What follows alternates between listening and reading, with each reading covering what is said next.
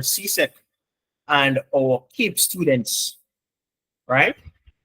Now, we know, of course, that getting into university can be quite of a challenge, especially when it comes on to finance, and hence why this session is actually here today. We have our guest speaker, Miss Kenisha Henry, right, who is a passionate advocate for youth development and is currently pursuing a Masters of Science in Biomedical Research at the University of the West Indies. She was a BSc in Pure and Applied Biochemistry and a minor in Management Studies. Kenisha has honed her skills in both scientific and leadership arenas as a co-founder and social media manager of All About Scholarships. She has successfully assisted over 530 students annually in navigating the scholarship application process, making higher education more accessible for at-risk youth.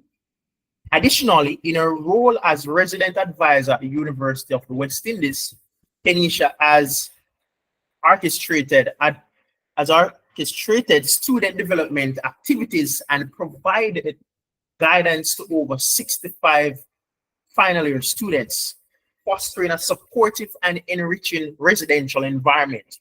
Her commitment to empowering young individuals is evident in every facet of her work and education.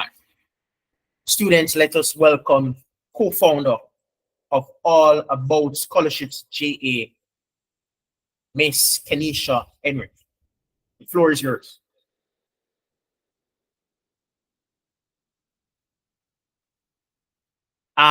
We're not Yes, hearing. I just realized that my mic was off. Brilliant. Good afternoon, everyone. I'm sure you can see me. I'm sure you can hear me. I just wanted to show my face before I dive right into this presentation.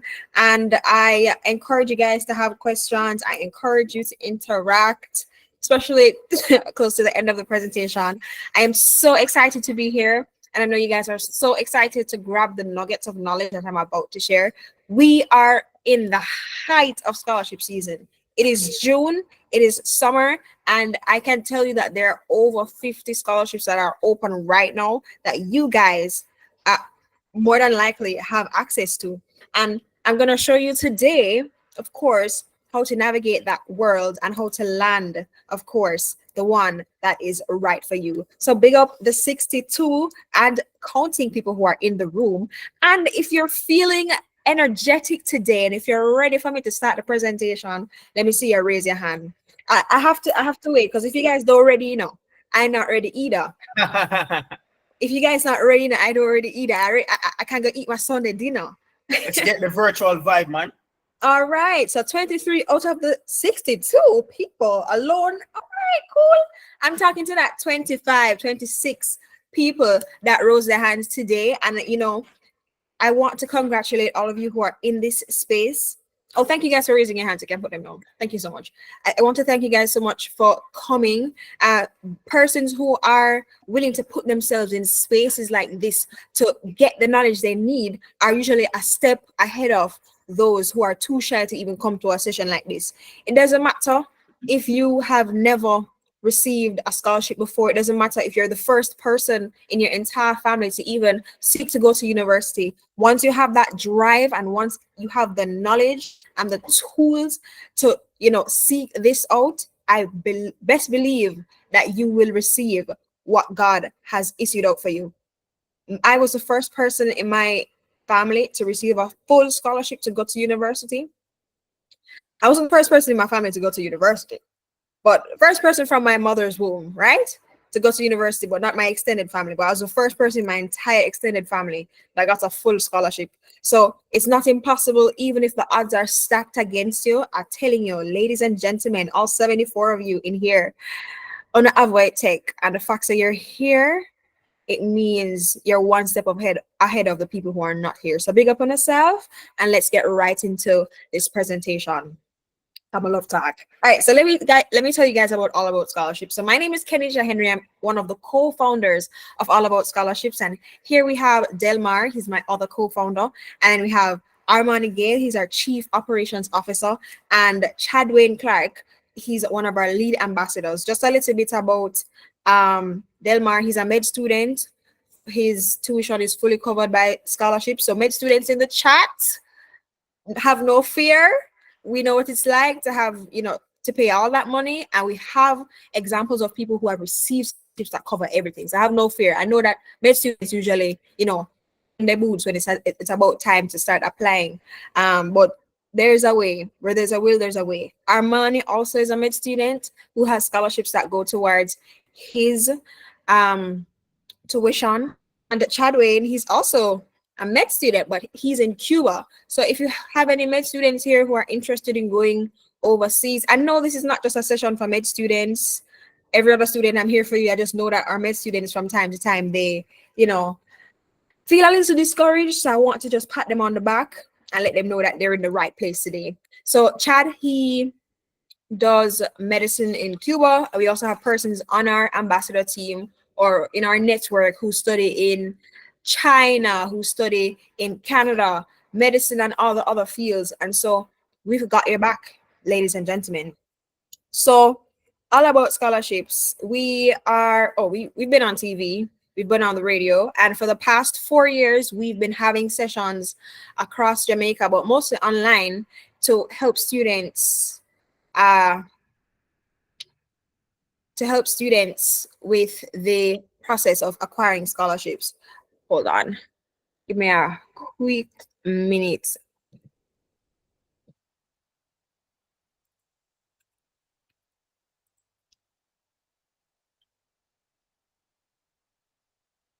All right, I'm all good again. My apologies. I was having such a good flow.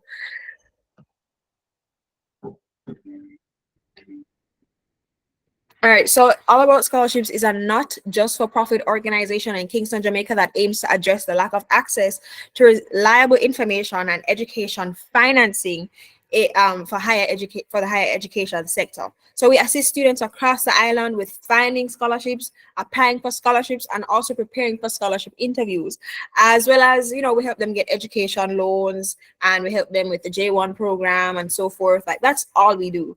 And our goal is mainly to become Jamaica's top-rated platform for helping students overcome financial hurdles and achieve quality education while promoting well-rounded youth. So we're basically contributing to Sustainable Development Goal 4, which is quality education for all. And I know you guys are bright sparks in the room, so I don't know what Sustainable Development Goals are, and that's what we're all about.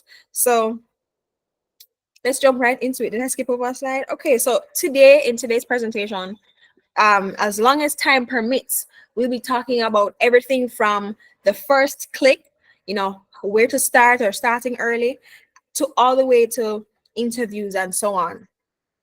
We're walking you from the baby step all the way to our toddler stage. And then you guys can, break away and fly like the true butterflies that you are. And so for one, this presentation is usually one that I give in like April or so on.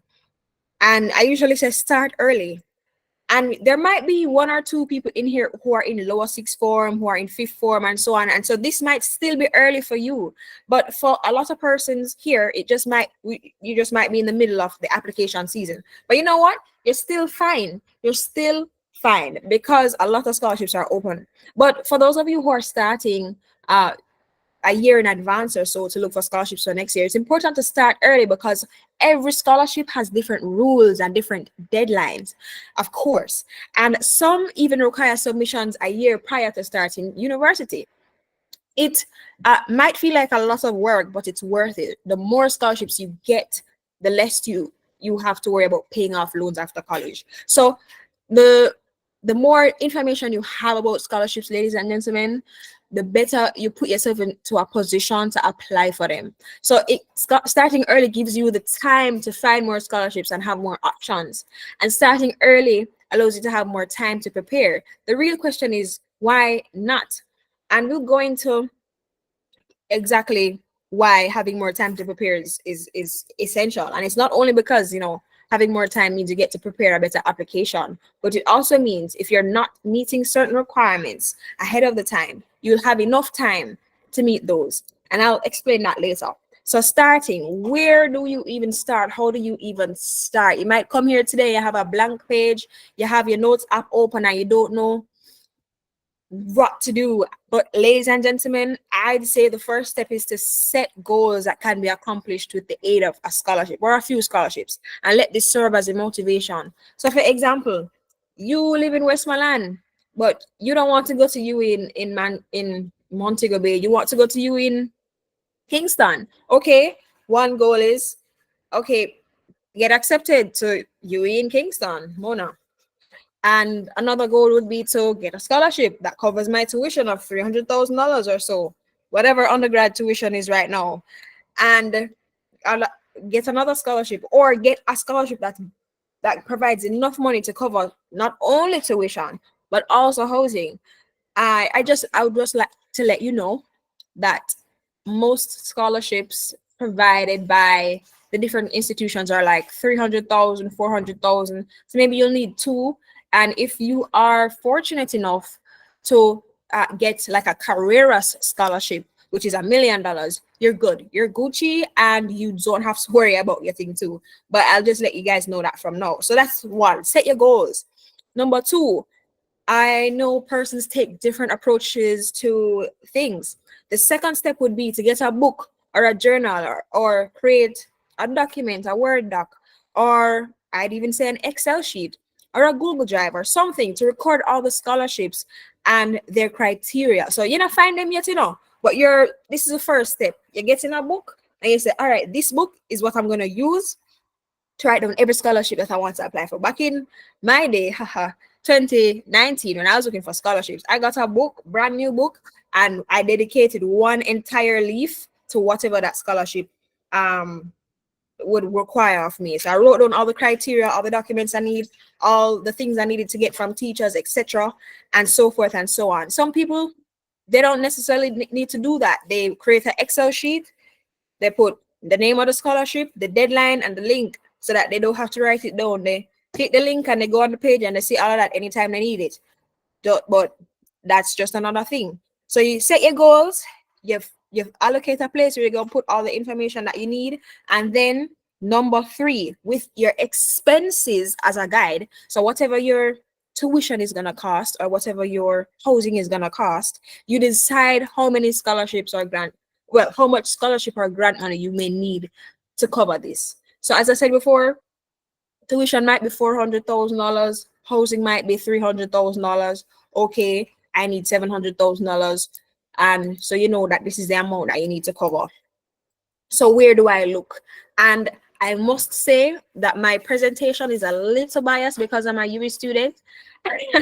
And I'm gonna say the first place for you to look, UE students in particular, is the Office of Student Financing. Before I tell you to look high, low, here and there, I'm gonna tell you to look on the Office of Student Financing. If you've never heard of it before, I'm sending you straight to Google right now to type in these 4 words: Office of Student Financing. And if you don't see UE pop up, put UE as the 5th word, and you will see a page that's dedicated to scholarships just for UE students. If you're not a UE student, which is fine, I can guarantee you, ladies and gentlemen, that your high school, not your high school, your college, your university, any institution that you'll be going to beyond high school has a scholarship website. They have a scholarship website. Whether that be CMU, go right now on Google. I'll give you 5 seconds. Type in CMU scholarships, type in UTech scholarships, type in NCU scholarships. Your school of choice has a website for scholarships that are just for you. Shout out to the 99 people in the room. I love that. Oh, I'm seeing the questions in the chat, but I'll answer them closer to the end of the presentation. So that's the first place to look, your school's website. Like, you can't go wrong with looking there. A lot of people overlook that, and then millions of dollars end up not being used, end up not being allocated to the student. Oh wait, I just got a message that Chad is actually a doctor now. So Chad is done with Cuba. Big up Chad. But yes, back on track. UE especially has millions of dollars put down, and students either don't apply or they don't follow up after they apply. So after you apply, And if 2 months pass and you don't hear nothing, you need to go back to the office and say, hey, I applied, what's going on? And you need to constantly go back. Because if you want it and you're hungry for it, you have to make yourself present. You know, they get a lot of applications, and I'm not saying that they might get lost, but it would definitely help if you were helping your own case and visiting the office, as long as you don't get a reply from the scholarship that you applied for. And another thing about the US scholarships, you can apply for 10 on one paper. 10 on one paper. There are so many scholarships there, US students. Make sure you utilize them. Number two, foundations. If you have ever heard of any foundation ever, I'm telling you, ladies and gentlemen, that there is a scholarship that they provide. More, if not a scholarship, perhaps they have a grant. If they're a large scale foundation. So like the Pocket Rocket Foundation, that's founded by Shelley and Fraser, the Digital Foundation, the Grace Kennedy Foundation, the Sagicor Foundation, you name it. If it ends with foundation and it's a large institution, or it's from a large institution, they have, you know, scholarships. So just Google foundations in Jamaica. Like literally, Google is your friend, and see what pops up, and you might be able to meet the criteria. Companies. And when I say companies, I'm very general. Inquire about scholarships that are at your parents' workplace or your auntie workplace or anywhere. My mom worked at the J. Ray and Nephew, and because she worked there, we were able to apply for that scholarship when we were in high school. And yeah, we got through. So ask your mom, do you know of any scholarship that, you know, your company might be giving out? And the thing is too, sometimes, unlike the J. Ray and Nephew scholarship, these scholarships are not open to the public. Yeah. Sometimes it's an internal thing, and so you have to ask mommy or daddy or uncle or auntie to ask HR if they have scholarships or grants to help the students of the people that work for their companies. And I'm pretty sure that it's the same at certain institutions, public sector institutions. So just as soon as the meeting done, or right now, text your mommy and say, mommy, tomorrow morning go to HR and ask. And that's one big thing that I want to place emphasis on, ladies and gentlemen, asking. Because when you need money to go to university, you have to ask all the people, not well, you have to ask as many people about any opportunities that they might have. When I was looking for scholarships, I went through all these avenues and more, and that's how I know that you can go to these places too. I asked everybody every question ever, and I, believe it or not, you know, having that drive for school and that, and you know, taking shame out of my eye, I eventually got answers that not only helped me but helped others. And I want you guys to pay it forward too when you guys land scholarships and you get your grants. Another place, banks and credit unions. If you have a bank account, I'm giving you 5 seconds again. Type in your bank name and put scholarship and see what comes up. NCB has a scholarship. Sagicor has a scholarship. CIBC has a scholarship. Wait, is CIBC? No, I don't remember. VM has a scholarship. Every single bank that you bank with has a scholarship. And maybe you don't have an account. Maybe your mother has an account. Maybe your auntie has an account. Once you are a relative of people who have accounts at these banks, you're more than likely eligible for their scholarships. So definitely go and ask. Don't afraid for ask, ladies and gentlemen. You need the money. Another one, credit unions as well. I think almost every credit union has, and depending on where you are as well. I know Manchester Credit Union, they have scholarships specifically for Manchester students. So definitely find out what mommy has in terms of banking and finance and so on, and take advantage of it. The government. Ladies and gentlemen, if you thought the Ministry of Education was the only branch of the government that had scholarships, you are not necessarily correct. You're dead wrong. The Ministry of Education, of course, has a plethora of scholarships that they open every year. And if I'm not wrong, I think they're open right now, actually. And so Ministry of Education, Jamaica scholarships. Google, like literally, guys. If I tell you something right now and you don't believe me, Google it. It's there. Ministry of Labor and Social Security, they don't necessarily have a scholarship, but they give up to $200,000 for students who are in their final year of university. So if there are any final year students here and you know you need the money, go to your local path office, or your, if you're in Kingston, just go straight to the Ministry of Labor and Social Security and ask for, I'm gonna give you a second to hear what I'm about to tell you to ask for.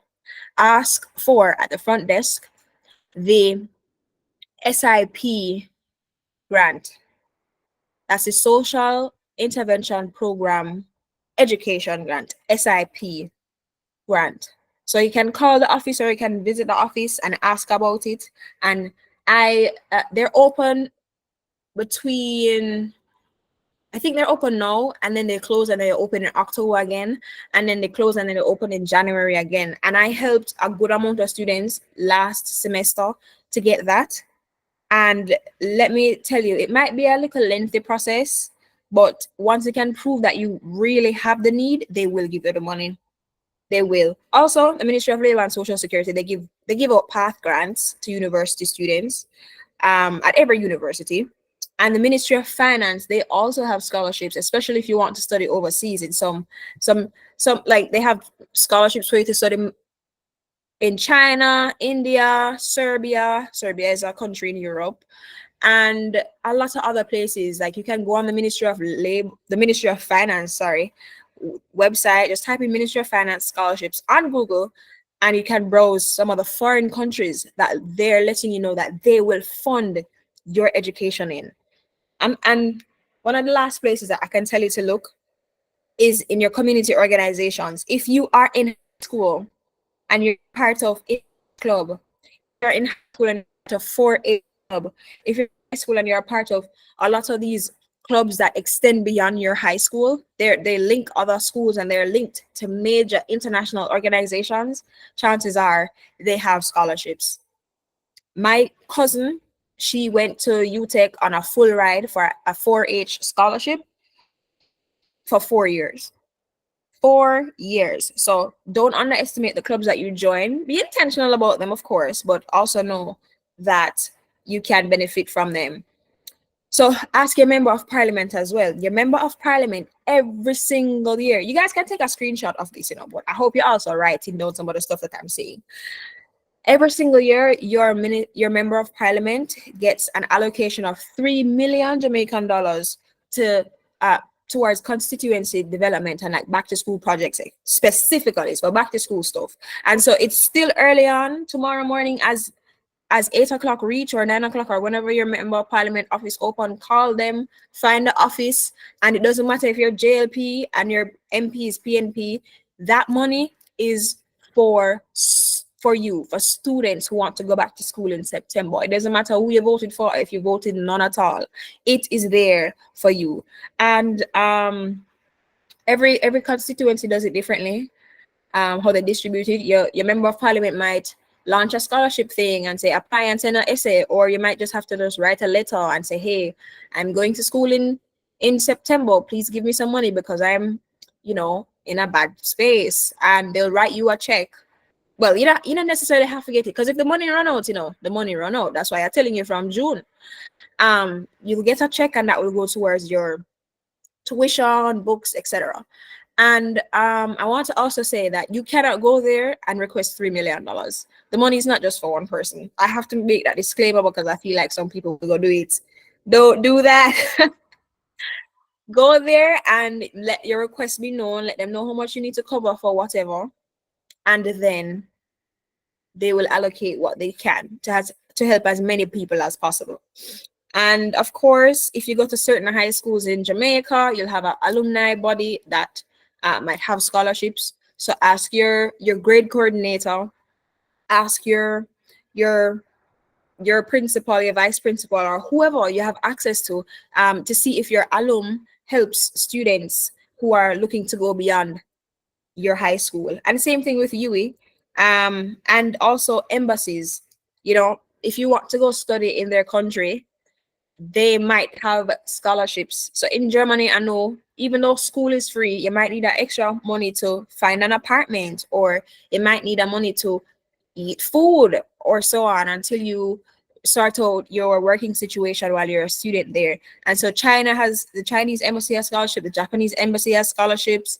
for teaching, especially. And the Cuban embassy does. I think, well, yeah, the American embassy does as well, but there's are for graduate students, so the Fulbright scholarship, etc., etc. So if you're looking to go to any school, of course, if it's overseas, check out their embassy. I'm gonna pause right here and allow you guys to ask any questions that you do have before I move forward. I don't want it to be a monologue for the entire time. I see that Shernice, her hand is up. Shernice, do you have a question?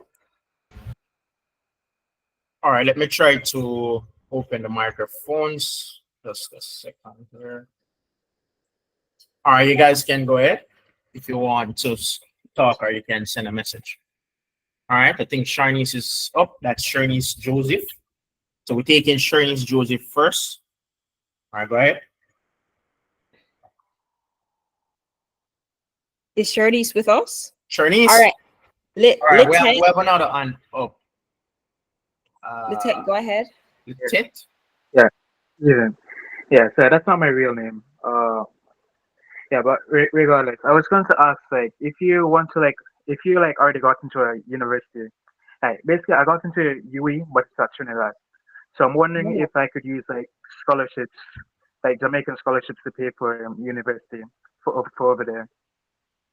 I've never seen that, but you know the good thing is, I'm pretty sure that the Office of Student Financing also exists at the branch. Wait, St. Augustine campus. That is. I mostly assist students who study in Jamaica and who want to study in uh Europe, Canada, and so on. So I would definitely say, well, can I ask you what degree you're doing? We don't know what your name is, so it's fine. What degree are you doing? Yeah, mechanical engineering. Mechanical engineering. Awesome. That's great. I have a friend actually who would have gotten a scholarship from an engineering firm in Jamaica, and he studied in St. Augustine, and he finished last semester.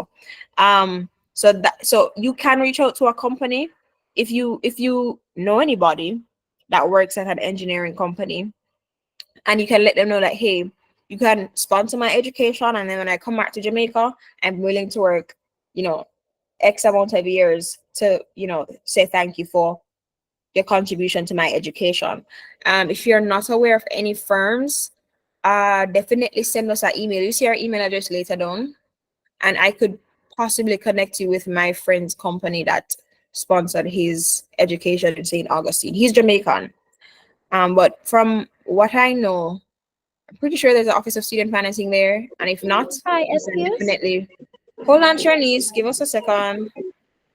Yeah, we can definitely help you with that. So you'll see our email address soon. Matter of fact, I'll just drop it here. Go ahead, Charlize.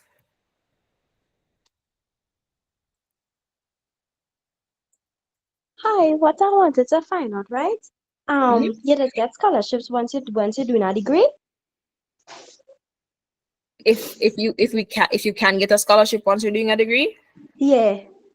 yeah, like even before you start, while you're doing it and all of that jazz. But as long as you have proof that you will be doing a degree, and next semester or so on, you're able to get a scholarship. Where you have to go for that? Pardon? Huh? Where do you have to go for a scholarship? Yeah. Well,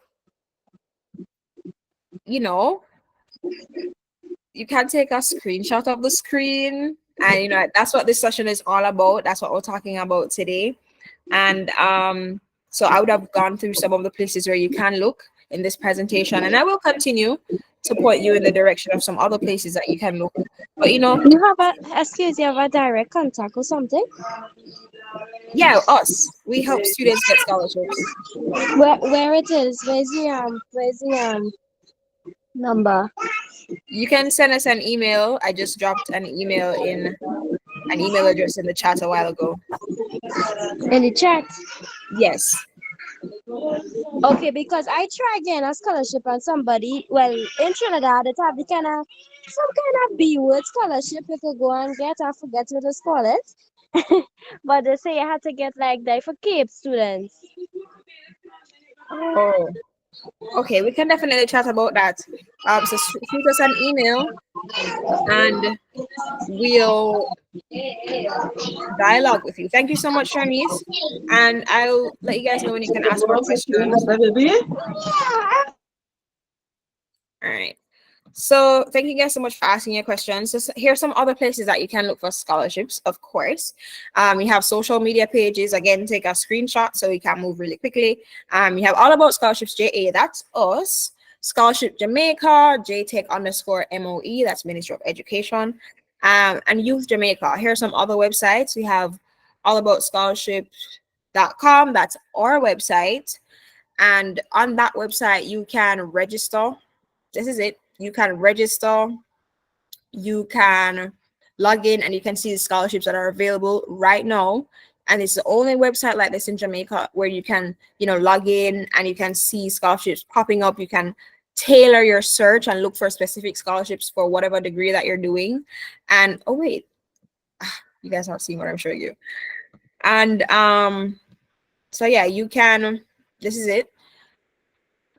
You can register and you can look at the scholarship listing. You can tailor your search and look, say you're a female who is studying X, Y, and Z and whatever. You can see general scholarships or very specific scholarships based on All what right. you're Just an studying. interjection here, Kenisha. All right. So the chat is now open, guys. So for those who have their hand up, you can actually just type in the chat, and I will direct the questions to Miss Henry. All right. So I'm just. Awesome. Thank you. All right. Cool. All right, let me continue this presentation so we All right. can. Miss Henry, you could go back to the sites. Someone is asking. Oh, I'll just send it in the chat here. Okay. All right. Good. So this is our website, ladies and gents, and I'll pin that so you guys can go out there. And also, we post on our Instagram a lot. Like, we update our Instagram faster than our website because we know that most people will be looking on our Instagram. So there's that as well. So here are some websites, definitely screenshots so I can just breeze through. 5, 4, 3, 2, 1. I hope you guys took a screenshot. We're moving forward. So yeah, our website, I just mentioned that.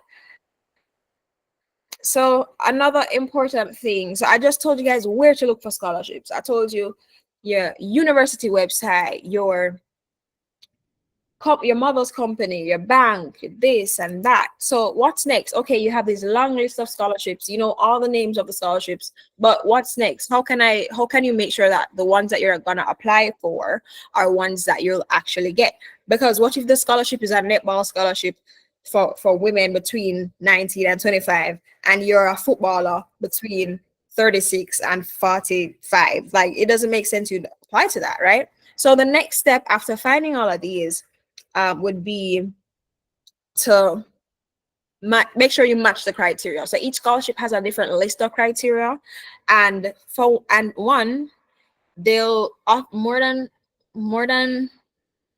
oftentimes than not, they'll have a specific field of interest. So you might see a scholarship that's saying, okay, we're looking for engineering students, we're looking for math students, we're looking for teaching students, all of that. And in a lot of cases too, we have scholarships that are just general. They don't care what degree you're doing, and they just want you to apply and they want to give you their money. And one perfect example of that would be the Sagicor Foundation Scholarship. They don't mind whatever degree you want to do. The Carreras Scholarship, the Carreras Seek Scholarship specifically, they don't mind what degree you're gonna do. Just apply and see if you meet the criteria. A lot of them ask you, for proof that you're like Jamaican or whatever, and you can go for that scholarship. But Carreras Hello? Carreras also Carreras also has scholarships for specific, groups of people like teachers or persons who are going to study this and persons who are going to study that. So you really have to look out for if they're asking for a specific thing. And Scholarship. oftentimes Pardon too, me. they also mention that they exclude a group of people. So they might say they don't want persons who study a specific degree to apply for the scholarships. And, oftentimes that includes persons who do medicine or law or really expensive degrees. And it's not because they don't want doctors for the future. Come on now, ladies and gentlemen. It's oftentimes because instead of giving one student $5 million to do a degree in 1 year, they could take that $5 million and give upwards of 10 or so people or more, of course, and help more students. So that's usually why they have that criteria. It's not because they hate doctors, and it's not because they hate lawyers or anything. Believe me, they just want to boost the marketing numbers and make more people benefit from what they have to offer. So demographics as well.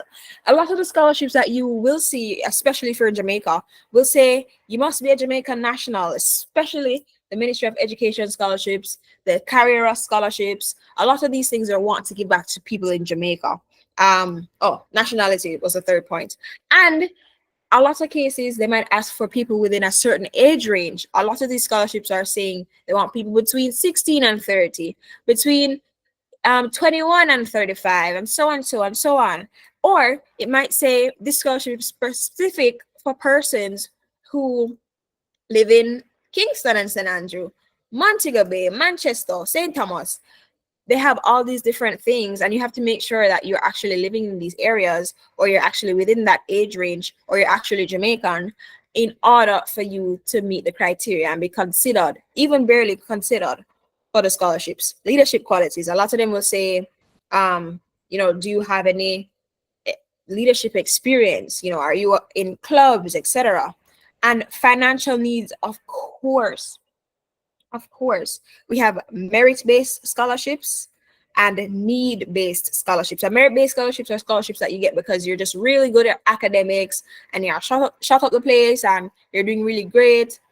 And need-based scholarships could be there for persons who are primarily affected.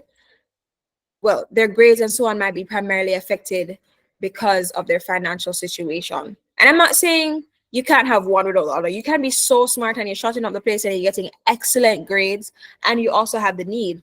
But most scholarships in Jamaica, they'll ask you to prove that you need the money. So you can't just, your parents can't have like $5 billion and then you're asking the Grace Kennedy Foundation to sponsor your education when your parents can't do that. When there's a student who, don't know where the next meal is going to come from, and so on and so on. They want you guys to prove that, right? So employment status, or the children of persons who work in certain fields. So they might ask for proof that your mother has an account with Sagicor, proof that your mother works at X, Y, and Z, and so on, so on, so forth. So they might ask you for like their employer ID number or their bank account number or something of the sort. Well, not their bank account number, but maybe their plan that they have. Is it a credit card? Is it a so and so? They might ask for proof of that. And involvement in clubs and societies, and they will definitely ask you for your grades. Definitely. So you have to make sure that if you're going to apply for a scholarship and it says you must be a student who just finished CAPE Unit 2, you have your CAPE Unit 1 ready and your CAPE Unit 2 pending until you get them. Woo. So gathering your supporting documents. So all right, you have this long list and then you narrowed it down based on the criteria that you meet. So now instead of 10 million scholarships on your paper, you have 5 million. And now we want to ensure that we have the right documents to apply for them, right? And before I even, this is an important note that we shouldn't skip over. So after you narrow down your list and you have like 10 scholarships out of the 20 that you originally thought were great to apply for, you must, of course, be familiar with that's not the note. the note that I want to share with you guys, please ignore that part, is that you must be familiar with some of the conditions of the scholarships. So some scholarships will outright say that if you get this, you can't accept another scholarship. Say for example, it's a grant of 50,000 Jamaican dollars and your tuition is 5 million. I say apply for it still, because you never know. That might be the only one that you get through with at the end of the day. But if it comes down to the wire and you get two scholarships worth $600,000, as well as that $50,000 scholarship that say you're not allowed to keep any other scholarship if you are selected for this, I would drop the $50,000 one. All right. So I just want to let you guys know, you should, if they disclose it, you should be mindful of the conditions of certain scholarships that you'll be applying for. So of course, you're gonna need to fill out your application form, which we help with. Some scholarships will ask for your birth certificate, like the Ministry of Education, the Carrera scholarship, and so forth. So make sure you have a copy of your birth certificate, at least have a picture or something to show evidence of that. They might ask for your national ID, maybe your school ID. So make sure you have a valid one, maybe definitely one that's not expired. And I mean, if it's a national ID and it expired, that doesn't mean you're not Jamaican anymore. But you know, you want to have up-to-date documents. Your latest transcript. So university students, a lot of the times you're gonna ask for your transcript. So you're gonna have to go to your school and say, hey, pay the money and say, hey, print my transcript so I can apply for some scholarships. Report cards, make sure you have your latest report card. Your CSET grades, make sure you have your latest grades. And if it's standardized test scores, like, you know, SATs and so on, make sure you have those on hand. Medical certificates, especially for the Ministry of Education scholarship. And if you're going overseas, they'll ask you for these for certain scholarships as well. Some of them will ask you for your resume or your CV for proof of like your community involvements and so on.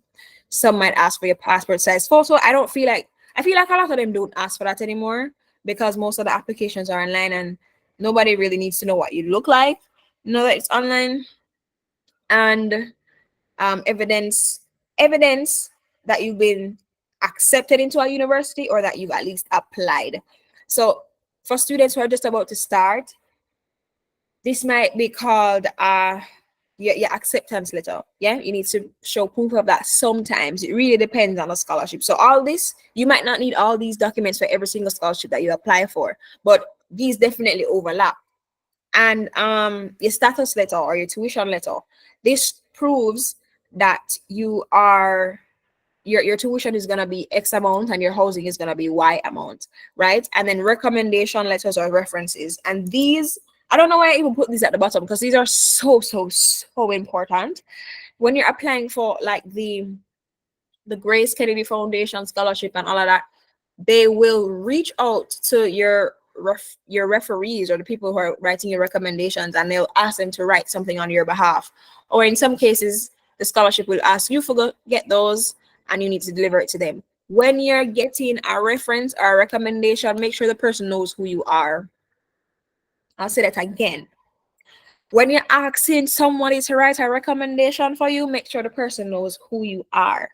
You cannot ask Pastor John to write a reference for you, and Pastor John only see up on Sunday, and you're not on the choir, you're not this, you're not that. He doesn't know anything about you other than the fact that you go to church there, and you might say, oh, but the people who are eligible to write a reference for me, such as a teacher, vice principal, lecturer, professor, yada yada, they might not know the extent to which I participate outside of whatever environment they see me in. And I understand that.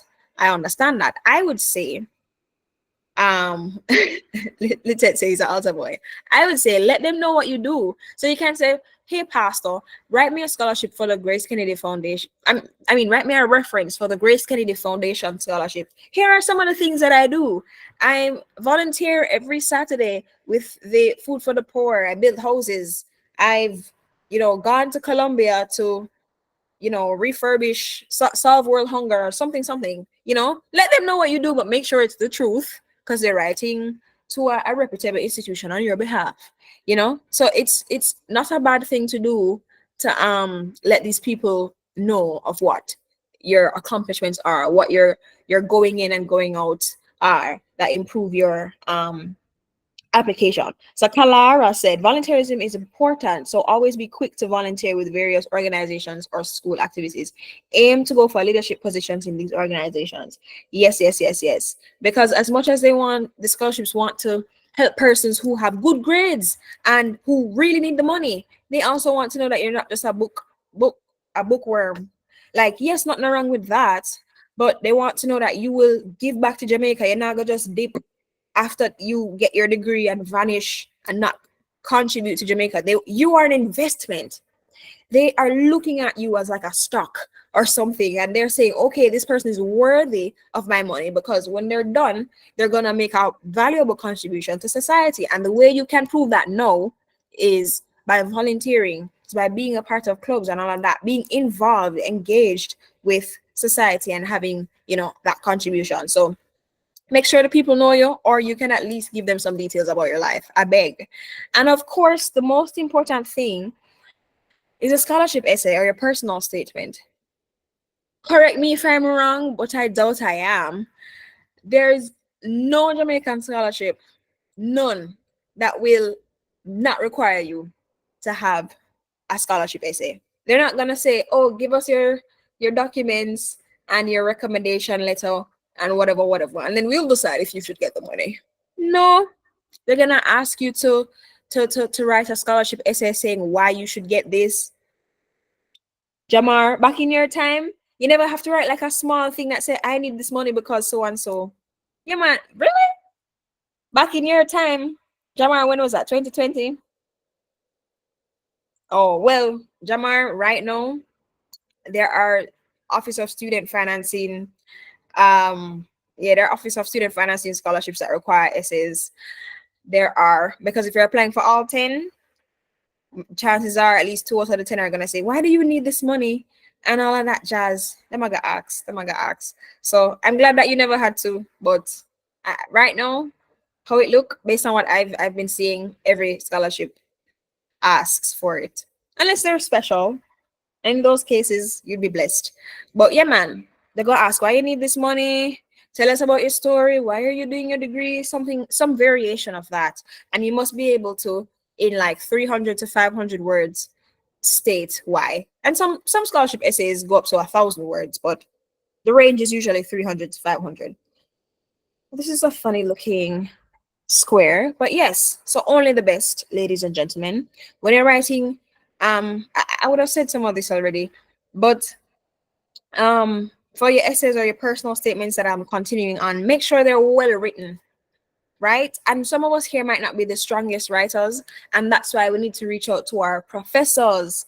That's why we need to reach out to our friends who are better writers than us. You can reach out to All About Scholarships. You can reach out to Jamar in the chat, and there are persons there who are willing to help you to write the essays, to make sure that you are in a better position. Like, you can be a shotter, you can be really great at the academics, really great at volunteering and all that jazz, and you just can't write a good essay. And unfortunately, that's what really decides if you will get a scholarship or not, for the most part. So it's very good to spend a lot of time making sure your essays are done well.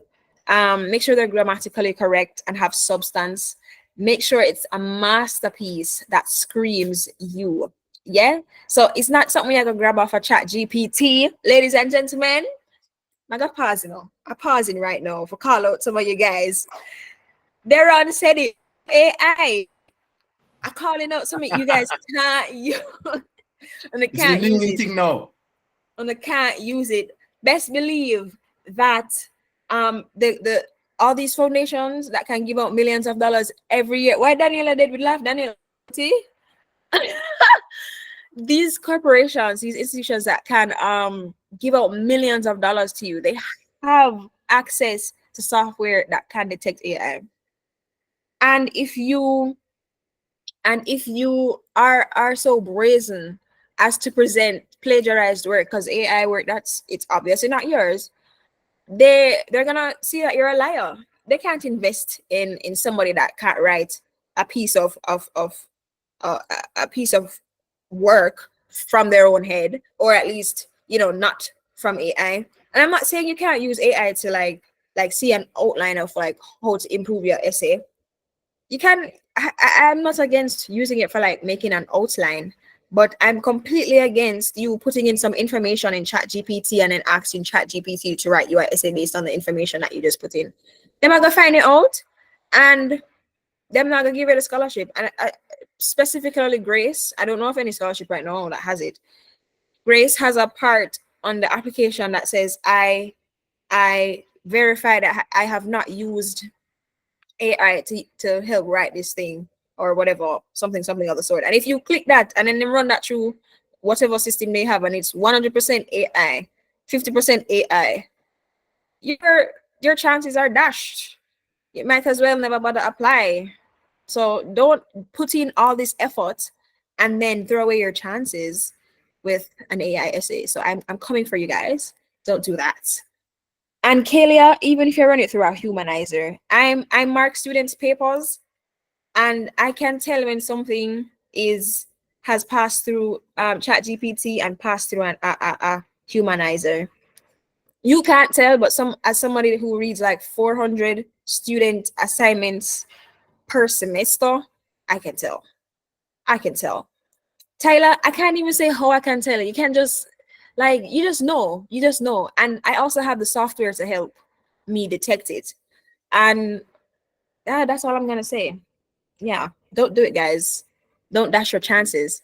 Somebody said I use AI and pass. I use AI SBA pass, and no one knew it was AI. Listen to me. Don't do that with the people of scholarship. They have millions of dollars, and they have the money to get the programs to run your essays through. Worse, like when you're uploading it online. Work. You heard it here first. You heard it here first. So ensure that the essays are written to satisfy the prompt or the question asked. So if they ask you, why do you deserve this scholarship?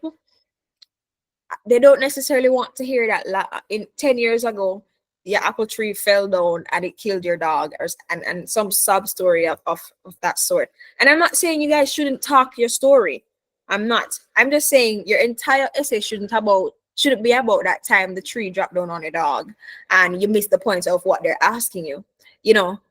If you're gonna mention that your dog died in a tree accident, you must say, okay, the dog was the breadwinner of the house, and having him, die in that incident, so and so, and that's why we don't have any money or something of the sort. You can write a compelling essay that draws somebody in, that's not completely missing the point.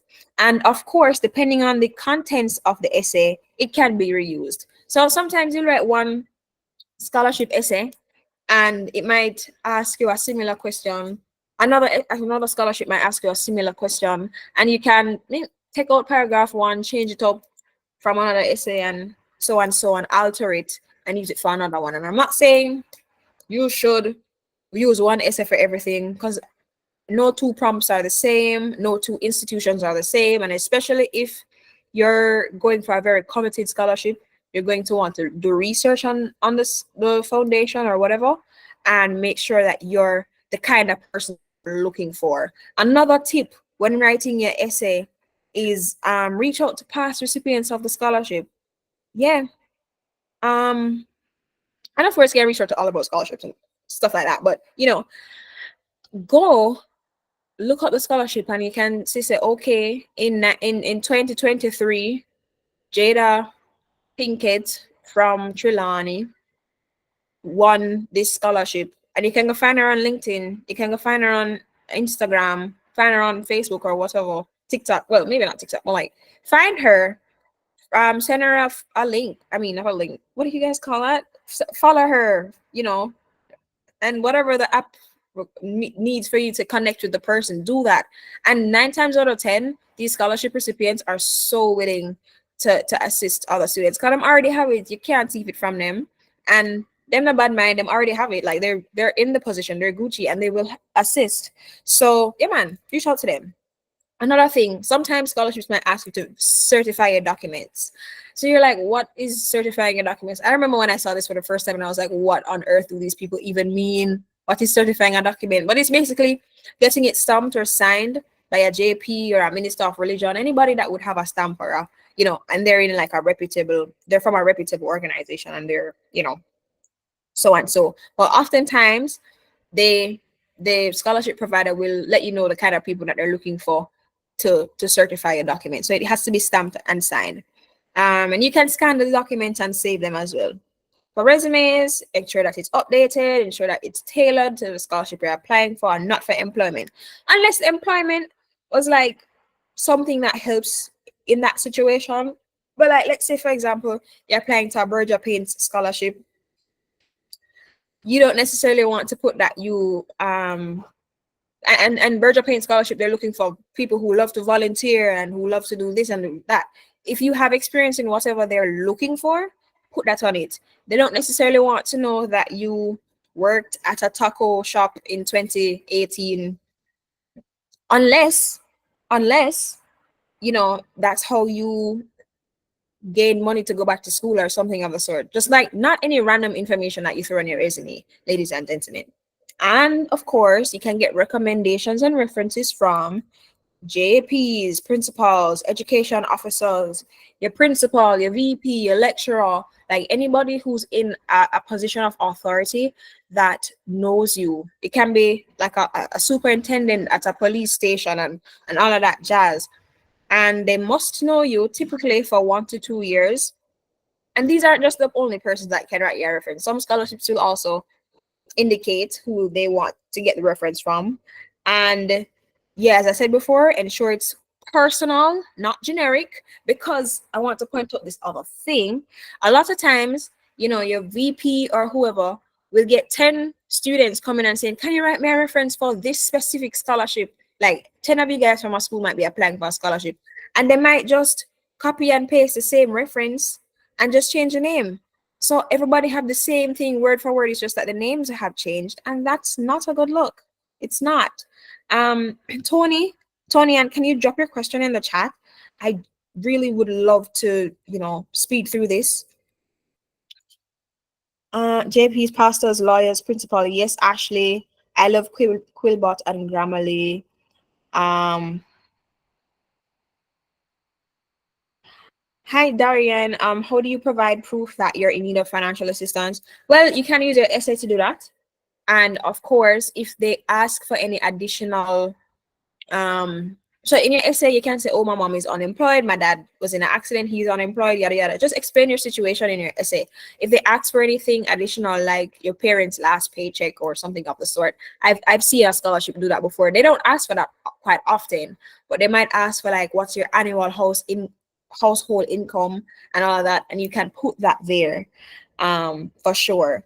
And yeah, Kalara, that's right. You can get a finance letter from your guidance counselor and all of that jazz. So anybody who's in a specific position, like a pastor, your principal, so on, like one of these people who you can get a recommendation from, you can also get a letter that indicates you're in financial need. You can ask your referee to include special things about you. Oh yeah, that's the note I wanted to give. Oh my gosh, guys, we're almost done. So of course, submit early. I know that we're all in school and we love the 11:59 deadline, but let me tell you from now, let me scare you guys a little bit. Websites can crash. I know you know this, but and you might think that will never happen to me, but websites have crashed.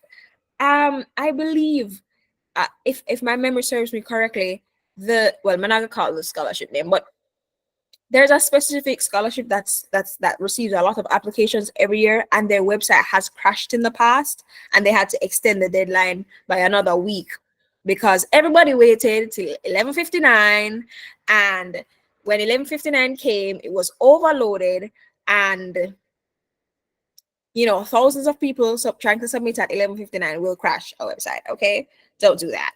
So of course, submit your application early. And another reason why you should submit early, I don't know if I have it on this slide, is sometimes you have 3, 4, 5 scholarships that will have the same deadline. And you don't want to be, filling in the pieces, your final pieces for scholarships, for 4 or 5 different scholarships on the same day. You don't want to do that. So, first one, let me instill that fear in you. Websites will crash. No matter how much money them spend, If 11,000 people are submitting at once, it will crash. And if they'll give out the winner before the deadline, no, they never do that. My homework always late, all 12:01. Listen, run that risk with with your potential money if you want to, but I would not recommend. I would not. So yeah, another thing, submitting early puts your application higher in the pile of um applicants, right? So you might think, oh, it doesn't matter if I submit 11:59 or 11:58 or whatever. But if the scholarship has been open for 2 months, probably 2,000 people already applied, and then everybody 5,000 people are waiting for 11:59 to submit their application, and then you might just become um the 4,005th person. And by the time they read all those essays and all that stuff, they might get exhausted. And I'm not saying that they won't read your essay. I'm just saying perhaps they might find they have a specific quota that they have to meet. Like, let's say they have to give out 30 scholarships a year or award 30 students. If they find those impeccable, wonderful students in the first 2,000 applicants, you know, why would they go all the way to 4,000? I'm not saying they don't look at all the applications. They definitely do. But you really don't want to be all the way at the bottom. You really don't want to be the last essay that they read. And yeah, make sure it's higher up in the pile. When you submit, oh yeah, I already said this. Yeah, man. There are last minute disasters. Sometimes, even with email addresses, if you're not worried about like uploading it on our website, email addresses Hello? can sometimes be full, right? You back in my day in 2020, when the Ministry of Education, some of the Ministry of Education scholarships were not fully on our website, we had to email our applications in. And let me tell you, my application did bounce back.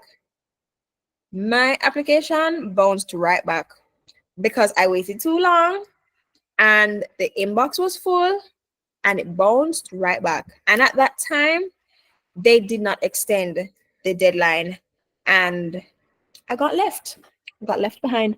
See, because my application always got in seconds before the deadline, I have to extend faith for the last minute legends. Okay. I'm instilling good fear in you guys. Don't be like that this time, man. All right, chances of getting a response earlier may increase sometimes, and applying early also decreases application stress, and you won't have to rush to complete it. So if you spend time, if you decide that okay, I have 4 scholarships to apply for, I'm gonna spend 5 days working. I'm gonna spend 3 days working on each one so that I can submit them before X deadline. Then you're good. Like, pretend what I used to do after the Ministry of Education thing happened. I start putting on my phone that the deadline for this scholarship was at least 2 days before, and so on. So when I see deadline pending, I was like, oh my gosh, this deadline is tomorrow. And I'd trick myself into thinking that the deadline is tomorrow and I'd get it done. So yeah, if that's what you need to do, do it. Do it. So make inquiries. Remember that it's your application. So if the instructions are unclear, like let's say, for example, the scholarship doesn't say how much money they're giving out, call the people, email the people, find them office, and ask that question. If you're having problems uploading your documents, which has happened in the past, or submitting your applications, ask questions via them email, text the people, call the people, find them office. If not provided, oh, I already said that. After submitting, feel free to ask when you should expect to hear a response. Call the people, text the people, find them office. Like, I will not stress that enough. And of course, when you're approaching these people, make sure that you are approaching them respectfully, because you're representing, of course, yourself. And so when if it's an email that you're sending, make sure your email, you're grammatically correct. Yeah. Make sure that when you're calling them, you sound professional. Call Cedric and say, what time I'm gonna come answer the application name. No, you're representing yourself. Your numbers on your file, they can find you for your application. If you go in, make sure you're dressed properly, and you can inquire at their front desk and so on and so forth. I've done it. make sure that you remember that you're representing yourself. Oh, wow. Is that the end of my presentation? I guess so. So, of course, you guys can ask questions. I want to also let you know that all about scholarships, we have scholarship application packages. We have a one-on-one consultation that can, help you get a personalized list of scholarships. And we can sit down and talk with you for 2 hours about, your journey and what you're looking for and how we can help and so on for just 1.5 Jamaican dollars. It's not Thank US. you. Thank you. It's not US. um, That's it. and we have application and essay assistance packages, of course, and we have the interview prep. So if you guys need assistance with, you know, all of that, take a screenshot, you know where to find us, and also let me share the form with you guys. So if you guys want to sign up or whatever, you guys can have that. But Yes, yes. also every year we have like a bunch of students that we help free of cost based on their circumstances. So if for any reason, you're finding it difficult to fund these things, we are more than willing to guys with. So let me share the link, guys, if you're interested in I'm doing signing a up. foundation. Will you help me? And so thank you guys so much for paying attention. Woo, we're at the end of the we're at the end of I'm the doing a presentation. And wait. we just want to thank you guys so much for being here. You can definitely find us on Instagram. That's where we're most active. I also want to let you guys know that we have WhatsApp groups. Some of you guys might have heard of this session through that WhatsApp group. And we have WhatsApp groups where we share all the scholarships, all the scholarship links, etc. And you can join that group through our Instagram. So follow us on Instagram, click the link in our bio, and you can find our WhatsApp details in there to join our group. And those groups also are to facilitate scholarship discussion. So we don't talk about politics, we don't talk about anything, we just talk about scholarships. The link is not working. What do you mean? Is it a work for me? Hmm. Likewise, Likewise, it's working, or likewise, it's not working. it is working. I opened it. Super, super duper. And Jamar, look like him have a question. Again, it's not a question, but something I wanted to share. Awesome, An go ahead. experience I had, yeah. So I know it's all fun, and I know the excitement that comes with seeing the email that says congratulations. Because granted, some of these scholarships you'll apply for, if you aren't fortunate, they might not even email you back. But when it's a congratulations email, it's a good feeling. But I have Mm-hmm, something to share because it doesn't always end there. No, when we mm-hmm, normally think about things that can cause you to lose a scholarship, we normally think about, okay, underperformance. But something happened to me to lose a grant that was crazy. No, I got an OSF scholarship and grant during COVID. When I got the scholarship, it was from the same organization, OSF. It was just different. So one was Visa card, the other was, I think, we got. Uh, I realized that. So when I got the Visa card scholarship, that was more money. mm-hmm, The and I dealt with the same person for both too. The lady said to me, I won't call her name. She said, "You can't do the voluntary hours because we are cognizant of the fact that there's a pandemic and we want you to be safe." So it was a requirement for the scholarship that you do voluntary hours to get the payment. She said to me, we won't require that. And we won't require that because we understand the situation. A little bit after I got the second one, which was we got, and there I was thinking, okay, it's the same situation. I'm still in COVID. There's not the expectation that I need to do the voluntary hours. Now I got the first payment in the first semester of, I think, second A year. big ass up, nigga. I'm not quite sure. But around the time when there should have been the second payment, I realized that I only got one of them. No, I went to the OSF office. It was third year. I went to the OSF office quite a few times to inquire what was happening. Granted, I dealt with the same person who was liaising with me online about the whole scholarship update and thing. Now, she said to me, we have a lot of things dealing with. Probably it's a case where we just haven't gotten to you. She asked for my name, etc. She looked at my record. She said, okay, you didn't fail anything. We will get to you. Around the time when it was close to exams, I went back and she asked me if I did my voluntary hours. I said, no. You said to me that it was COVID and I couldn't do this.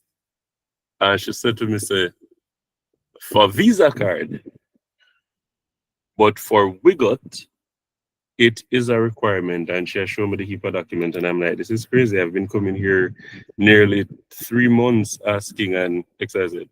Anyways, at around that time, it would be too late for me to do any volunteer hours, particularly the amount that was required. So they just bumped me. And it could be more severe of a case where I wasn't prepared at all to pay that money that I needed to pay to settle the balance that they had. And actually, how I did was because I overpaid my hall fee, and as such, it just rolled over, and it was like the exact amount that was outstanding. So be cognizant of. I know scholarships like what's that one? That's always asking about volunteer hours. I don't remember. Uh, but there are some scholarships that will have requirements for you to meet even after you've been awarded. Whereas if you don't, you can get bumped. So be very aware and ask the necessary questions and don't assume all the time like I did. Because in my case, it was just honest. In fact, I did so many volunteer hours over the period. It just wasn't documented.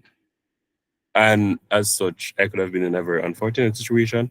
So I'm just letting you know that after you have been awarded, if there are any requirements you need that are ongoing to ensure that they happen, please do, because worst case happens.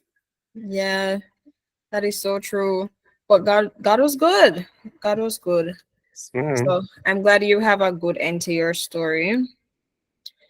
Oh dear, I'm glad you do. And thank you so much for sharing that. And since we're sharing stories here, let me also share mine. Um, Ladies and gents, a lot of the times you might apply for scholarships and you might not get through the first time, or you might not get the ones that you want, but it delayed doesn't necessarily mean you're denied. And I know some of us go to church here, we know that phrase. Our pastor might have said it to our mothers or aunties and so forth. I have a friend, I have a few friends actually who were stellar students. They volunteered, they were head girls, they were head boys, they got the great grades, etc., etc. They applied for scholarships, five or more, and they started university and they didn't get a response from most of them.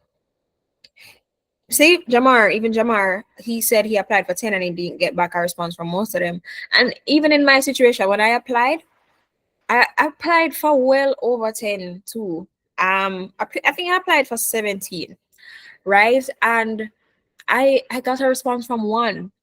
But in my case, the one that I got a response for, it was enough to cover tuition and housing.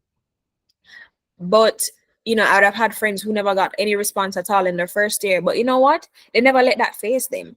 They used their first year of university. They made it through, and they applied again before they went into the second year, and they got responses. They got 2, 3, 4 responses, 5 responses from the scholarship providers, and they were able to pick, choose, and refuse what they wanted to get to go into second year. So a lot of the times it's a learning experience. For the first time, you might not get it right the first time, especially if you're doing it independently. um Especially if you don't know, if you don't have a support system around you guys, because that's really why we started this. We knew that a lot of Jamaicans, they have the potential, but we might not have the support system, especially if you're from like a financial background that is not the best, you know. You might not have the support, you might not have had anybody in your life, in your community that you know of that got a scholarship or something like that, and you're discouraged. And you know, that might affect a lot. But whether or not you get through the first time for the one that you want or the one that you don't want, you can't be discouraged by rejection. Rejection is redirection. And I'm grateful that a lot of my friends who didn't get it the first time, they went again and they did even better than their first attempt. Failure isn't the end, failure isn't final. And so if you know you go through that this year, just remember those words. Failure is not final. And if you do go through and you're successful, I want you to help other people going forward. You know, if you're coming from a high school where you know that a lot of students don't um end up going to university for financial reasons, you can go back and talk to your guidance counselor and say, hey, can I help with my specific scholarship? Because, well, I know I got through for this one, so I can definitely help people who are going to apply and so forth. Whatever knowledge you gain, pay it forward. Pay it forward. That's what I did. That's what Jamar does. That's what a lot of my other friends did. And together, we can make Jamaica a better place. Yeah. So big up on yourself. Thank you guys so much for coming. Wait, oh, there are questions in the chat. I do not want to overlook them. Ajant J. Winter said, can med students use their sci-tech acceptance for scholarships that don't apply to med, or is that illegal? Oh my gosh. Well, if you're a med student, no. But did you get your acceptance yet? Ajante for med school?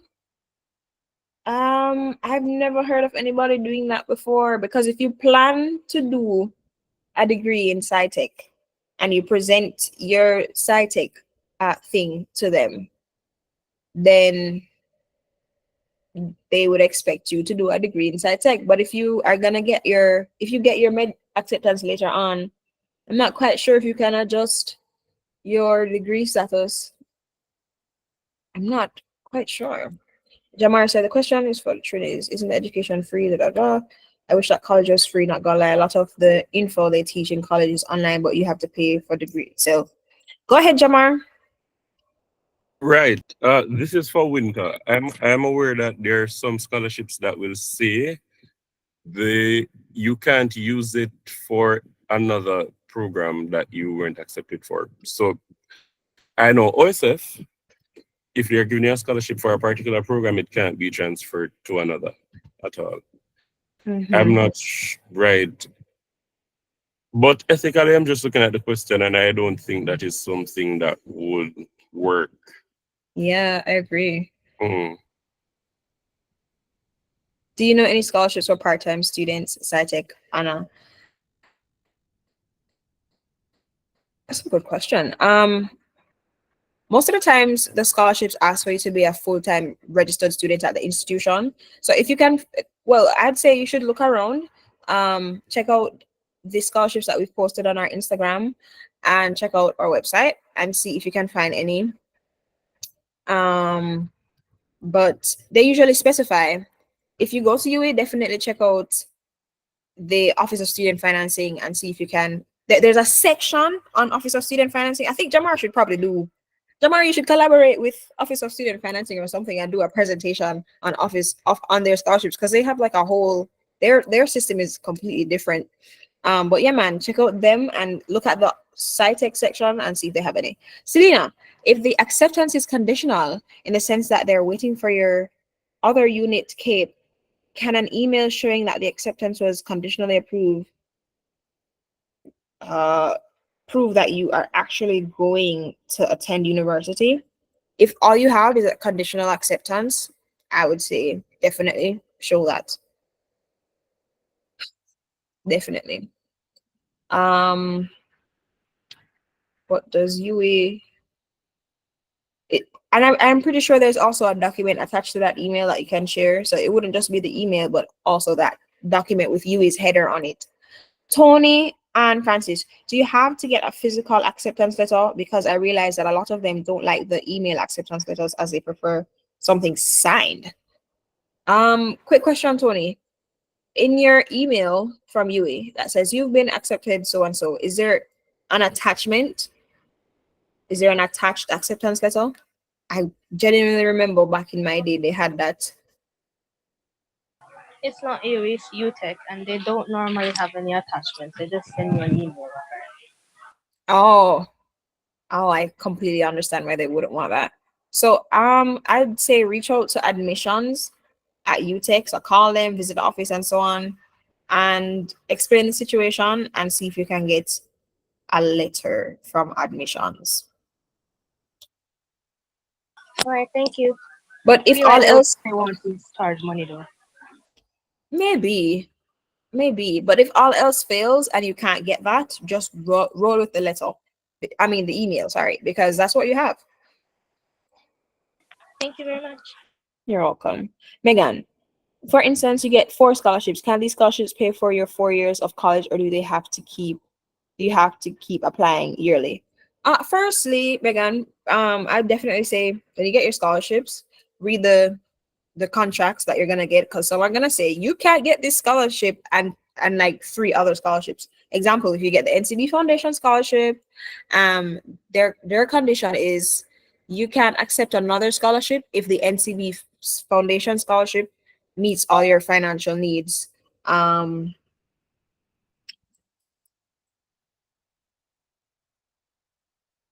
Another condition might be like the Sajid Core scholarship. It might say you can't accept another scholarship if it's from a bank or something of the sort. If it's from another bank, yeah.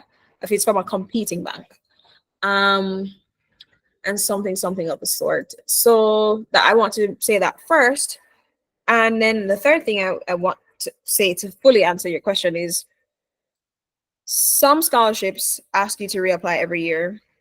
Some they might ask you for an essay every year and so on. That's like the Jerry and nephew scholarship, and I'm not sure of any others, but some do. But most don't. What they might ask for every year is proof that you're still meeting the criteria that you agreed to meet based on the contract. So you might, when you just get the scholarship, it's gonna say, oh, you need to have a GPA of so and so to renew the scholarship. You need to volunteer for X amount of hours. You need to so and so do this and do that. And so there's that as well. Um,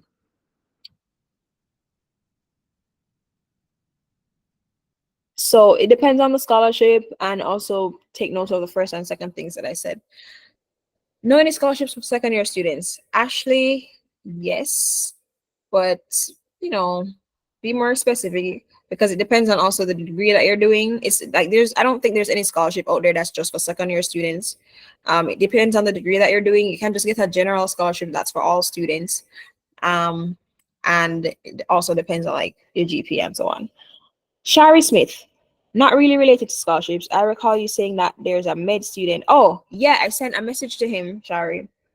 So I'm just waiting for him to reply because I think he left the chat. Uh, uh, uh, uh. I was applying for this particular scholarship, but it requires applicants to be 18 years or older. However, I'll be turning 18 next month. Can I still apply? Did the scholarship say? It really depends. So if the scholarship says you must be 18 at the time that you're applying or something like that, would I honestly apply for it same way? I would, because you're gonna turn 18 anyway. I would not say not don't apply just because. Medical technologists. I'm assuming this is UTech, Ashley. Yes, definitely check out the UTech scholarships that are available to UTech students, and I'm pretty sure they have general scholarships. Yeah. If a Jamaican student, this is from DeAndre, wanted to do medical school in the US, what would be the procedures in terms of tests like SATs and so on? Or do we only need CAPE, and how do we find scholarships? I'm not sure if the procedures, but usually 9 times out of 10, if we're gonna study in the US, they're gonna ask for SATs. Um, they might have a few exceptions depending on the school. I know in COVID, they only accepted Cape because SATs were cancelled. But you know, look at the school that you're going to, find the requirements for that specific school, and of course, depending on the state that you're going to, DeAndre, see if your state offers scholarships for immigrants, see if your university has scholarships for immigrants, and see if that university also has scholarships specifically for dental school. Because these universities overseas have a lot of scholarships that are applicable to students from all backgrounds. And where do you find it? Primarily on their website or on the state education website. So if it's Iowa or something, look at Iowa's state education website and see what they have to offer for immigrants or whatever criteria that you might meet. Shari, does you have a 50-50 tuition program? What do you mean, Shari? Please open your mic and explain.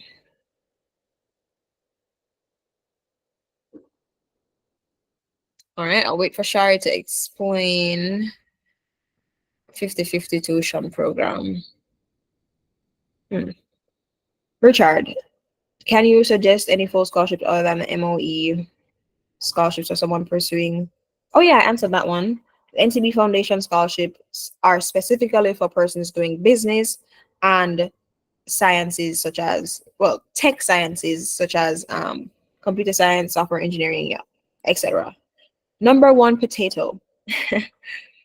Question. I know that Someone, this. Go ahead, Shari.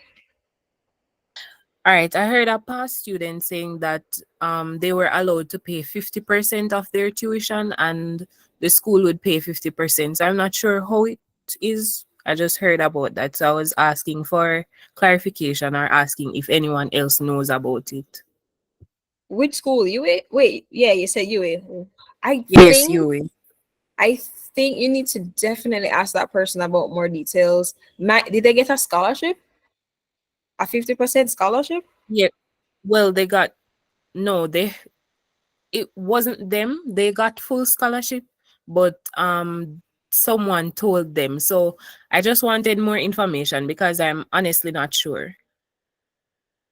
They got a full scholarship, but they only had to use 50% of the scholarship money. No, Um, that's another student. oh, well, Another student got 50-50, as in they pay 50% and whoever sponsored it, I'm not sure if it's the school, pays the other 50%. And the person who was told about this got a full scholarship. huh. I'm not sure of that. Jamar, does that sound familiar to you? I know that UA pays for UA itself, well, the government contributes a significant amount to our tuition, and so we only bear the burden of the average $300,000. Um, go ahead, Jamar. I saw you open your mic Yeah, already. I didn't hear the question. Oh, basically, she's saying she knows somebody that pays 50% of their tuition, and then the school pays another 50. And I'm asking if it's a scholarship, but she's saying she's not sure, and I'm What I'm not. what I'm aware of is what you mentioned. I think they say the government pays 60% and we only pay 40, or if it's not that, it's 80-20, something to that extent. Yeah, But I'm not sure of any additional breakdown in terms of uh yeah, for sure. So definitely ask them for more details. I don't see anybody else in the chat mentioning anything about that, but more than likely it was a scholarship. Check out the Office of Student Financing and see if you see anything for your specific faculty and your specific degree. Yeah, All right, thank you. you're welcome. I know this is a scholarship meeting, but do you guys have any information on completing the SATs in Jamaica? I know a few places. Um, you can do it actually at the embassy, the US embassy. You can do it with AIM Education Services. And there are a bunch of other places. I definitely say give it a quick Google search. I know people who have done it independent of like going to a school and stuff like that. But yeah, they just study on their own and then just turn up on the day to do the exam. But of course they paid. But I just don't know the exact process. Yeah. Are these scholarships extended to adult learning, or are there specific age limits? It depends. El Dorado. It depends on the scholarship. So you just have to follow the steps I shared earlier and find them and then read through their criteria to see if they, but most of them have age limits. Like they don't go over like 35, most of them, but there are some that don't have age limits, to be honest. But you just have to search and see. Jamar says, can you need to do a post-grad session, particularly for students wanting to study at overseas university? I need guidance in that area. Jamar, go to Germany. Go to Germany. I definitely need to do a session on that. But I'm just waiting to find some Jamaicans who I know that are studying overseas at the master's level. I've already had one who I can invite to a session, and she's doing her master's in Germany, I think. School is completely free in Germany at the master's level, completely free. And Germany also has a lot of, oh, let me also tell you what them scholarship website name, Dad Scholarships. So Germany has like a website where you can get scholarships that can cover your housing and bless me, your housing and food, etc. So Germany is on top of my list, and the only reason why I didn't go is because I don't know, UE was just right here, and I just kept going. But yeah, man, Germany's on top of my list. And then you also have the Fulbright scholarship. I'm pretty sure you know of that one. That's the US scholarship that you can use to do a master's degree in the US. Fully funded, and you can work in the US too. Same with the German one. When you get your German student visa, you can work in the US, work in Germany. My apologies. And fun fact, you don't necessarily have to learn German to do the courses because most of the courses are in English. Germans learn English and German. English is their second language, so you'd be good.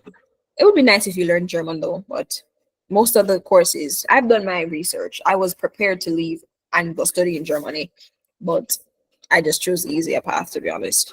But yeah, Germany, English courses. Adriana asks actually, can a student apply for campus employment? Yes. And is it wiser to live on campus than off campus if one should get a scholarship? Whether or not you get a scholarship, it's really up to you where you want to live.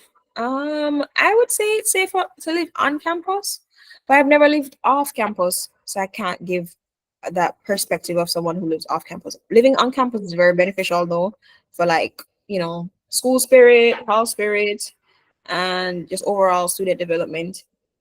But if you can't, if you don't think you can afford it, go for options that are budget friendly. Is it possible to get a scholarship to cover all your years of medical studies? Yes, Shanice. And especially if you get one of the government subsidized spaces, then if you get a subsidized space, you'd only have to cover $600,000 if they haven't raised the price. They probably have raised it, but less than $1 million, and you can get scholarships, a bunch of scholarships that can cover that difference. Ajant J. Why do students from contributing countries pay the same as non-contributing for UAMBBS? I think that's because the governments across Jamaica, across the Caribbean, they don't cover MBBS. And that doesn't go for every single government, but I know specifically for Jamaica, the government does not put any money towards the MBBS program to cover a portion of it like they do for other programs. Jamar, you said Germans are that word? W- well, I mean, if you leave Jamaica and go anywhere where they're predominantly non-black people, you might experience that for sure. And my sister, she did her degree there, and she's fine. Germany is a cool country. I'm not. I'm not saying we should contribute to brain drain, guys. I'm just saying that there are other options. But yeah, man, my sister, I talk to her all the time, and she's never mentioned any instance like that. I guess it really depends on where you go, and then there are people like that anywhere in the world, you know. Oh, so Shari, I think it was you asked about when med students will be made aware of whether they will be paying full fee or they get government sponsored. My med friend said there isn't a specific date or time. It's done. Oh, that's a typo. He basically they do it whenever they get an update themselves, but usually it's closer to August, and some persons will find out really late, later than August. So there's that. Sure, Shireen Douglas July joined. Did you highlight the different scholarships available, especially for nursing? No, Shireen. However, you can go on our Instagram, which is here, and you can just scroll down and well, you don't even have to scroll down. We have a highlight on our Instagram that says scholarship 2024 scholarships, and those are all the scholarships that are currently open right now. You can look through it and see if you see any scholarships for nursing students. And if you go to UA, UTech, NCU, anywhere like that, you can definitely go on your university's website to find scholarship specific your university's student aid website to find scholarship specifically for nursing students. There are some.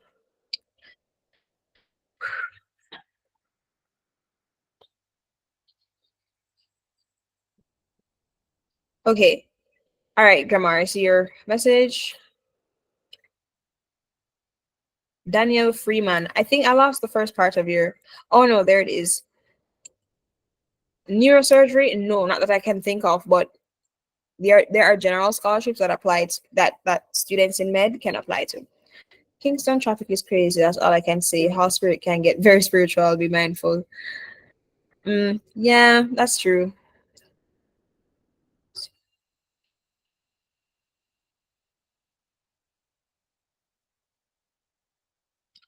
Ebonique, yes. The dad scholarships are for persons who want to do any degree at any level, undergrad, master's, PhD. All school at all government funded schools in Germany are free. And Denzel, last question. I'm having trouble trying to apply for a specific scholarship. I saw on the link I clicked on your Instagram may have some assistance, please. Okay, yeah, you said you DM'd us on Instagram. We'll reply. How accredited are these German universities? Good question, Jamar. I have friends who study in Germany who are German, and the universities that are free are considered public universities. And in Germany, all of the public universities are considered to be on the same level. So unlike in the US where you have like, your Ivy Leagues and then just regular universities and then your bottom of the barrel ones, in Germany, any degree that you get from any university, public funded, whether it's a public funded institution or it's a private university, which you'd have to pay for if it was private, they're all considered worth the same. So, and this is not just from one person. I've met German engineers who say the same thing. I've met sports journalists, sports journalism students who study in Germany, they're born German and all that jazz, and they say the same thing. So it's from multiple sources. So it's not looked upon as the same. Like their GPA system, their school system, and everything is a lot different. It's vastly different from us over here in the West. And fun fact, like the highest GPA in Germany is one. Fun fact. And Shari Smith, any suggestions for students who don't get their government subsidy and how they can pay their tuition? I think a med student would be the best person to ask that. Yeah. I know a few students who do get through university, med school specifically, without subsidies, but they basically have to exhaust all options to get funding for that. That might be getting multiple scholarships, that might be getting grants from their church, from their member of parliament, etc. Some people even start GoFundMe's. And honestly, there's no shame in your game. At the end of it, you'll be a doctor. And as long as you get your money ethically, then you're good. So thank you guys so much for sticking with me. We were up to 140, I think, at one point. Those of you who are still here, I'm guessing you really wanted to hear the answers to some of the questions that other students wanted to ask. Again, follow us on Instagram, send us an email, follow our click on our website and sign up, see all the scholarships that are available to you on our Instagram, join our WhatsApp group. Of course, click the link in our bio for join our WhatsApp group. Thank you guys so much for coming and for sticking with us for almost 2 hours. Oh my gosh. We appreciate you. And we look forward to seeing you guys again soon. All right, and that's it. I must say a wonderful thanks to you, Ms. Henry, for this wonderful session in sensitizing our students, of course, about scholarships. Once more, I hope it was very informative for a lot of persons and very helpful for a number of persons just the same. So go ahead, apply for as many as you can, right? Don't doubt yourself. Take the risk. You'll see the reward. And all the best ahead.